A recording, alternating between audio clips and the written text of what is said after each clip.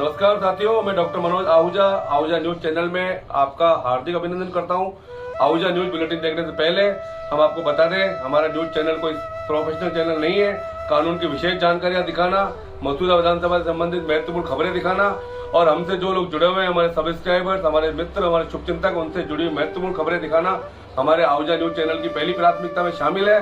आप भी हमारे आहूजा न्यूज चैनल के सदस्य बने। अगर आपने हमारे चैनल को सब्सक्राइब नहीं किया है तो सब्सक्राइब करें। तो आइए देखते हैं आज की विशेष खबरें Ahuja news channel bulletin. Ajmer शहर के युवा उद्यमी श्री विनायक इवेंट्स कंपनी के एमडी, समाज सेवी, युवा भाजपा नेता तथा यारों के यार अनिल भाटी के जन्मदिन ने अवसर पर बीती रात जगत पिता ब्रह्मा जी के दरबार में स्थित तीरथ कैंप रिसोर्ट पर शानदार और शाही पार्टी का आयोजन हुआ।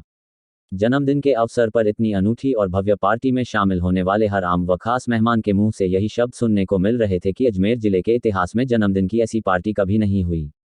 इस पार्टी के आयोजन से अजमेर जिले में ही नहीं पूरे देश में एक नया इतिहास बना है। पहली बार किसी दोस्त का जन्मदिन उसके दोस्तों के द्वारा इस भव्यता व शाही अंदाज के साथ मनाया गया, जिसकी हर आम व खास मेहमान ने जमकर तारीफ की। यूं तो आजकल जन्मदिन मनाने का क्रेज चल पड़ा है, इसलिए हर व्यक्ति अपने जन्मदिन को विशेष दिन के रूप में मनाने का प्रयास करता ही है।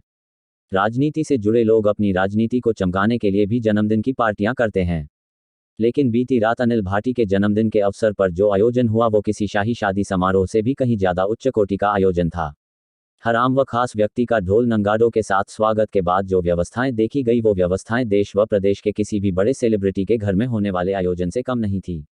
निश्चित तौर पर अनिल भाटी भी अजमेर शहर की एक सेलिब्रिटी ही है, जिसकी चर्चा आज पूरे शहर भर में है। अपनी मां, पत्नी, बच्चों, बहनें व जीजाजी के साथ साथ सैकड़ों दोस्तों की उपस्थिति में आयोजित होने वाले शाही आयोजन ने हर आम व खास को नाचने गाने के लिए विवश कर दिया।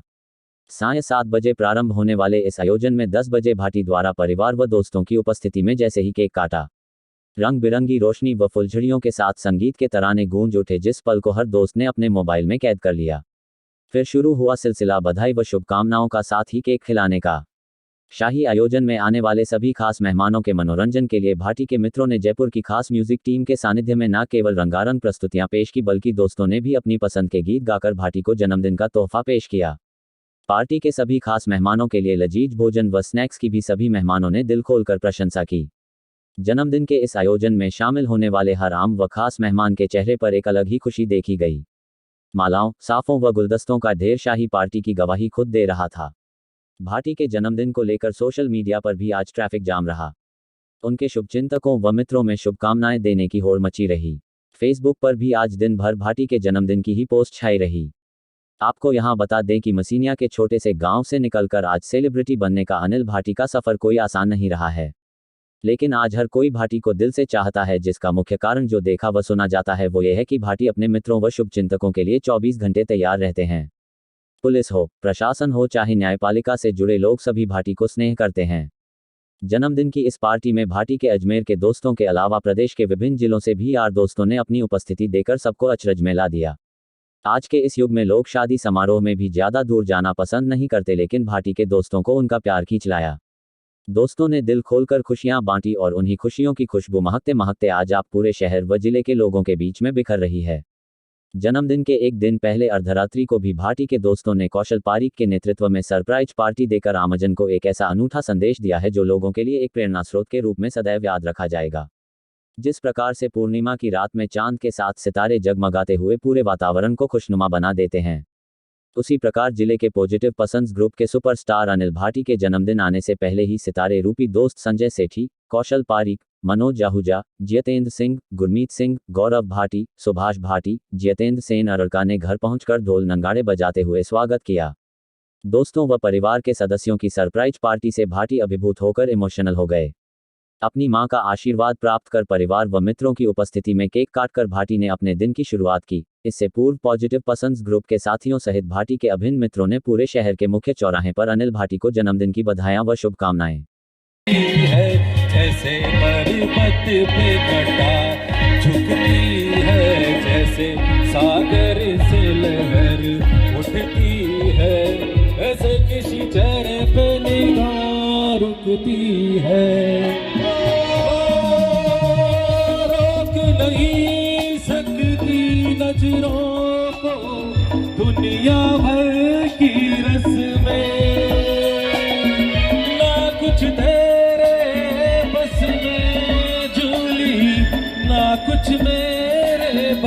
में। दिल क्या करे जब किसी को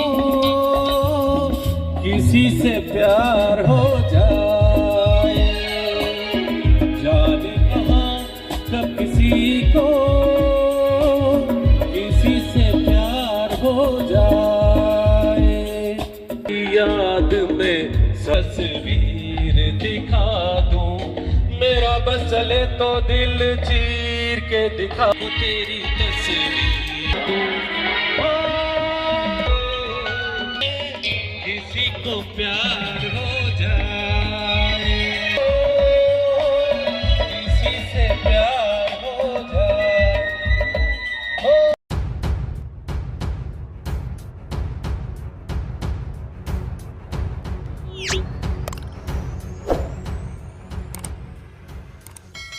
पंचायत समिति भिनाई मुख्यालय के सभागार में मंगलवार को राजीव गांधी युवा वॉलेंटियर्स की 2 दिवसीय कार्यशाला का मुख्य अतिथि उपखंड अधिकारी प्रभात त्रिपाठी ने दीप प्रज्वलित कर शुभारंभ किया।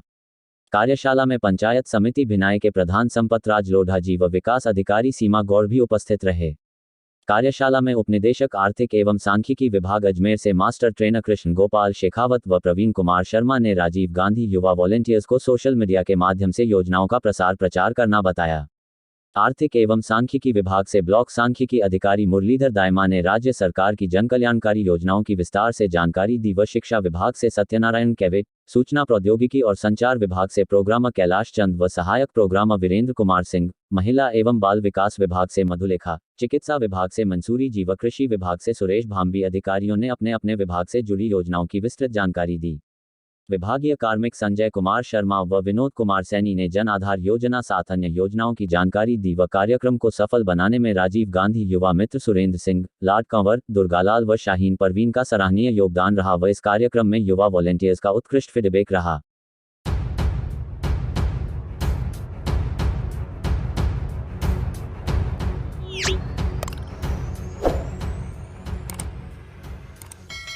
शहर में राजकीय चिकित्सालय के पीछे लोयन धर्मशाला में आज दिनांक 21 फरवरी 2023 मंगलवार को प्रातःकालीन 9 बजे से विशाल निःशुल्क मोतियाबिंद जांच व नेत्र लेंस प्रत्यारोपण शिविर शुरू किया गया, जिसमें शंकरा आई हॉस्पिटल जयपुर के विशेषज्ञ टीम के डॉक्टर धीरन पारीक व सहयोगी नर्सिंग कर्मी अशोक टांक, अरुणा, टीना, मनीषा रामदेव सहित आदि विशेषज्ञों ने 285 आंखों के मरीजों की जांच की, जिनमें से निःशुल्क मोतियाबिंद जांच व नेत्र लेंस प्रत्यारोपण के लिए 25 रोगियों को चयनित किया गया, जिसमें से 19 रोगियों को आज ऑपरेशन के लिए बस द्वारा जयपुर शंकरा आई हॉस्पिटल के लिए रवाना किया गया, जहां रोगियों के लिए रहने, खाना, ऑपरेशन, जांच सहित समस्त व्यवस्थाएं निःशुल्क की जा जाएगी।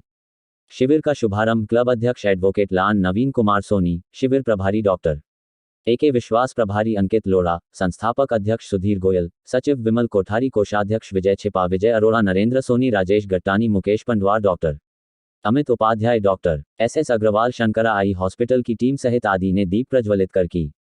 शिविर में विजय गुप्ता, हेमंत अग्रवाल, सुरेंद्र असवानानी, चंद्रशेखर शर्मा सहित आदि ने सेवा दी। शिविर में खेजड़ी, अटाली, जालिया, सथाना, माखोपुरा, दौलतपुरा, सिखरानी, केलू, लोडी, बरल, आगुचा, कोठियां, कन्या व विजयनगर सहित आसपास के 25 किलोमीटर के गांव के मरीजों ने अपनी आंखों की जांच करके उपचार लिए।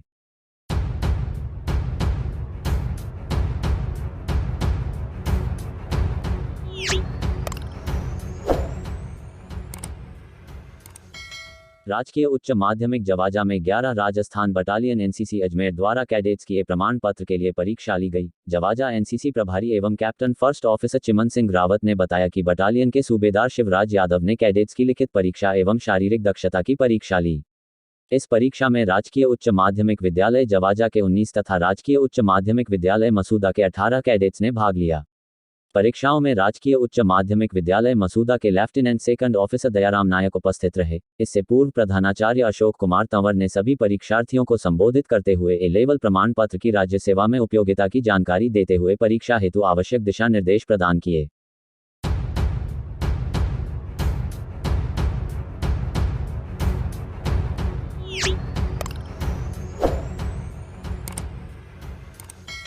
हाल ही में राजस्थान हाईकोर्ट ने 38 साल बाद 150 रुपये रिश्वत लेने के आरोपी एक क्लर्क को बरी कर दिया। न्यायमूर्ति नरेंद्र सिंह ढड्ढा की पीठ विशेष न्यायाधीश द्वारा पारित फैसले और आदेश को चुनौती देने वाली अपील पर सुनवाई कर रही थी। जिसमें अपीलकर्ता को आईपीसी की धारा 161 और धारा 5(1)(d) तथा धारा 5(2) भ्रष्टाचार निवारण अधिनियम 1947 के तहत दंडनीय अपराधों के लिए दोषी ठहराया गया था और सजा सुनाई गई थी। इस मामले में ढाणी रजवाली तहसील नीम का थाना निवासी सुल्तानाराम ने ट्रैक्टर HMT जीतर अपने पिता के नाम से खरीदा था और वह ट्रैक्टर का रजिस्ट्रेशन बदलना चाहता था। उन्होंने DTO के समक्ष दस्तावेज जमा किए और DTO एक आदेश लिखा और हरिनारायण क्लर्क को भेजा। जब वे हरिनारायण के पास गए तो उन्होंने उनसे कहा कि मेरे पास करने के लिए कोई काम नहीं है, DTO करेंगे। फिर वह मूलचंद DTO पर मूलचंद ने कहा कि हरिनारायण करेंगे। फिर वह फिर से हरिनारायण के पास गया और अपीलार्थी हरिनारायण ने उससे कहा कि शिकायतकर्ता को 150 रुपये का भुगतान करना होगा। शिकायतकर्ता रिश्वत नहीं देना चाहता था, इसलिए उसने ACD में शिकायत की। अपीलकर्ता के खिलाफ आईपीसी की धारा 161 और भ्रष्टाचार निवारण अधिनियम 1947 की धारा 5(1)(d) सहपठित धारा 5(2) के तहत आरोप तय किए गए थे। पीठ के समक्ष विचार के लिए मुद्दा था, विशेष न्यायाधीश द्वारा पारित आदेश में हस्तक्षेप की आवश्यकता है या नहीं। पीठ ने कहा कि अभियोजन पक्ष की कहानी के अनुसार सुल्तानाराम ने अपीलकर्ता को 150 रुपये दिए थे, लेकिन अभियोजन पक्ष रिश्वत की मांग और स्वीकृति को साबित करने में विफल रहा। केवल धन की वसूली ही इसे रिश्वत मानने का आधार नहीं हो सकती। जांच अधिकारी ने जानबूझकर अशोक जैन और मूलचंद को छोड़ दिया। इसके अलावा हाईकोर्ट ने कहा कि ट्रायल कोर्ट ने अपने आदेश में इन खामियों का जिक्र किया है, इसलिए ट्रायल कोर्ट ने अपीलकर्ता को आईपीसी की धारा 161 और भ्रष्टाचार निवारण अधिनियम 1947 की धारा 5(2) के साथ पढ़ने वाली धारा 5(1)(d) के तहत गलत तरीके से दोषी ठहराया। इसलिए ट्रायल कोर्ट का निर्णय और आदेश योग्य है, अलग रखा जाए। उपरोक्त के मद्देनजर खंडपीठ ने अपील की अनुमति दी।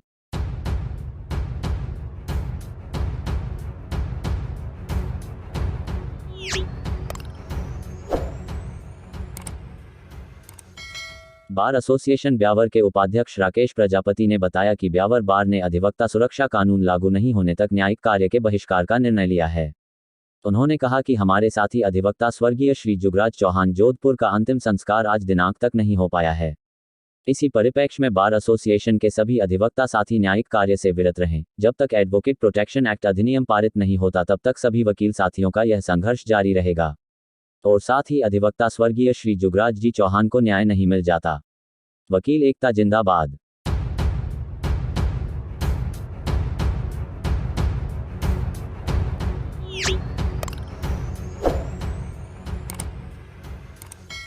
संत निरंकारी मिशन द्वारा आजादी के 75वें अमृत महोत्सव अवसर पर सद्गुरु माता सुदीक्षा जी महाराज एवं निरंकारी राजपिता रमित जी के पावन सानिध्य में दिनांक 26 फरवरी दिन रविवार को अमृत परियोजना के अंतर्गत स्वच्छ जल स्वच्छ मन का शुभारंभ किया जाएगा। केकड़ी ब्रांच मुखी अशोक कुमार रंगवानी ने बताया कि इस परियोजना का मुख्य उद्देश्य जल संरक्षण तथा इसके स्थान हेतु अपनाई जाने वाली विभिन्न गतिविधियों की योजना बनाना एवं उन्हें कांति रूप देना है। इस परियोजना का मुख्य बिंदु जल निकायों की स्वच्छता एवं स्थानीय जनता बीच जागरूकता अभियान के माध्यम से उन्हें प्रोत्साहित करना है।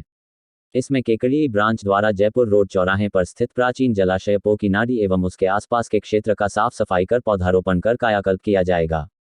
बाबा हरदेव सिंह जी द्वारा समाज कल्याण हेतु जीवन पर्यंत अनेक कार्य किए गए, जिसमें स्वच्छता एवं वृक्षारोपण अभियान का आरंभ प्रमुख है और उन्हीं की शिक्षाओं से प्रेरणा लेते हुए प्रत्येक वर्ष की भांति इस वर्ष संत निरंकारी मिशन द्वारा निरंकारी सद्गुरु माता सुदीक्षा जी महाराज के निर्देशन में अमृत परियोजना का आयोजन किया जा रहा है।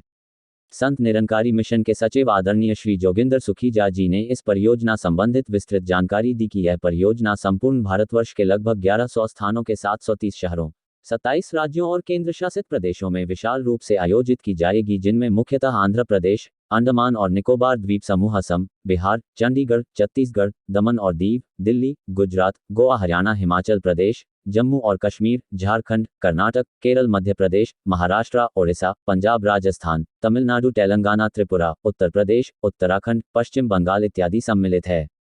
केकड़ी ब्रांच के मीडिया सहायक रामचंद टहलानी ने बताया कि इस परियोजना में निरंकारी मिशन के करीब 1,50,000 स्वयंसेवकों के सहयोग द्वारा जल संरक्षण और जल निकायों जैसे समुद्र तट, नदियां, झीलें, तालाब, कुएं, पोखर, जोहर, विभिन्न झरनों, पानी की टंकियों, नालियों और जलपाराओं इत्यादि को स्वच्छ एवं निर्मल बनाएंगे। मिशन की लगभग सभी शाखाएं इस अभियान में सम्मिलित होगी और आवश्यकता पड़ने पर अलग अलग शाखाएं भी निर्दिष्ट क्षेत्रों में सामूहिक रूप से इन सभी गतिविधियों में अपना योगदान देगी। अमृत परियोजना के अंतर्गत भारत के दक्षिणी क्षेत्रों के मुख्य तटबंधों की स्वच्छता, जिनमें सूरत, मुंबई से लेकर गोवा तक का कोकम बेल्ट, मालाबार तट के कर्नाटक, केरल को तटीय रेखाओं और अरब सागर के पश्चिमी घाट की सीमा को तथा कोरोमंडल तट के दक्षिण पूर्वी तटीय क्षेत्रों को स्वयंसेवकों की टीमों द्वारा कवर किया जाएगा। इसके अतिरिक्त पूर्व में बंगाल की खाड़ी और दक्षिण में कावेरी डेल्टा को भी कवर किया जाएगा। नदियां, इस अभियान में प्रमुख नदियों को भी सम्मिलित किया गया है, जिसमें मुख्यतः उत्तरी क्षेत्र से व्यास, गंगा, यमुना और घाघरा, केंद्रीय क्षेत्र से चबल, बेतवा, नर्मदा, कृष्णा, ताप्ती, सोन नदी, पश्चिमी क्षेत्र से साबरमती, माही तथा पूर्वी क्षेत्र से महानदी, गोदावरी और दक्षिणी क्षेत्र से कृष्णा, कावेरी, कोल्लिडम इत्यादि प्रमुख है। समुद्र तटों एवं नदियों की स्वच्छता हेतु प्रयोग की जाने वाली प्रणालियां प्राय प्राकृतिक जल निकायों वाले क्षेत्रों में पाया जाने वाला प्लास्टिक कचरा, अपशिष्ट पदार्थ, झाड़ियां, अपशिष्ट खाद्य पदार्थों को हटाकर समुद्र तटों, घाटों एवं नदियों के किनारों की सफाई मिशन के स्वयंसेवकों द्वारा की जाएगी। इसके अतिरिक्त प्राकृतिक एवं कृत्रिम जल स्रोतों में पाई जाने वाली काई को जाली की छड़ियों और अन्य उपकरणों की सहायता से हटाया जाएगा। इसके अतिरिक्त रास्तों की सफाई और आसपास के क्षेत्रों में घूमने एवं चलने वाले स्थानों को सुशोभित करने हेतु वृक्ष एवं अन्य झाड़ियों को स्वयंसेवकों के समूह द्वारा लगाया जाएगा, ताकि पर्यावरण हरित एवं सुंदर रहे। इस अभियान में लोगों को जागरूक करने हेतु मुख्यतः जल संरक्षण और अच्छी जल प्रथाओं के बारे में संदेश प्रदर्शित करने वाले नारों, बैनरों, होर्डिंग्स द्वारा प्रदर्शित किया जाएगा। निसंदेह यह परियोजना पर्यावरण संतुलन, प्राकृतिक की सुंदरता और स्वच्छता हेतु किया जाने वाला एक प्रशंसनीय एवं सराहनीय प्रयास है। वर्तमान में हम ऐसी ही लोक कल्याणकारी परियोजनाओं को क्रियान्वित रूप देकर अपनी इस सुंदर धरा को हानि से बचा सकते हैं। साथ ही प्राकृतिक संसाधनों के दोहन पर भी रोक लगाई जा सकती है।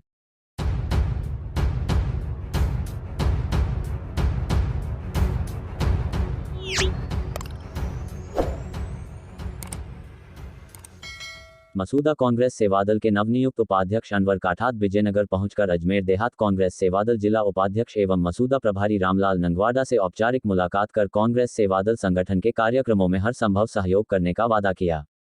मसूदा प्रभारी व जिला उपाध्यक्ष रामलाल नंगवाडा का मुंह मीठा करवाकर व माला पहनाकर अभिनंदन किया। ब्यावर सेवादल कांग्रेस विधानसभा अध्यक्ष देवेंद्र सिंह ने लंबे समय से सेवादल कांग्रेस संगठन के अनुभव को साझा किया।